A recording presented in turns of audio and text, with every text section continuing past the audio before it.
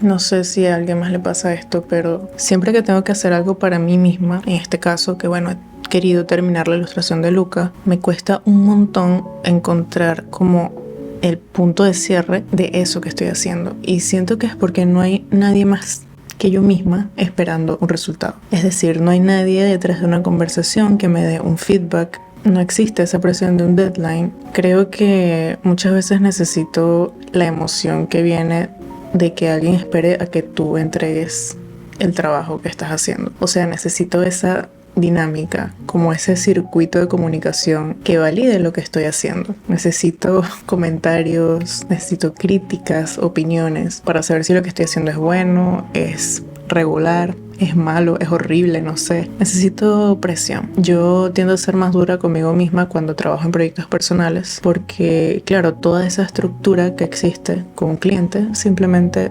desaparece y me termino enfrentando a mi propio perfeccionismo. Es súper fácil caer en un ciclo de autosabotaje donde siempre siento que puedo hacer lo que estoy haciendo un poco mejor y después ese un poco mejor se convierte en una barrera que básicamente me impide terminar el trabajo y entro como en un loop infinito. En comparación con, por ejemplo, estas ilustraciones de estos stickers o de los personajes de frutas, en donde el trabajo ha fluido bastante rápido y las correcciones han sido bien puntuales. Obviamente esto también pasa porque estos clientes saben lo que quieren, les gusta lo que estoy haciendo para ellos y hay una buena comunicación de por medio. Entonces, obviamente siempre hay un feedback, cosa que lógicamente no pasa si soy yo luchando conmigo misma. Por eso creo que es importante tratar nuestros proyectos personales como si fueran para un cliente. No sé si a ustedes también les pasa o no son de esos artistas que se dan duro con el látigo.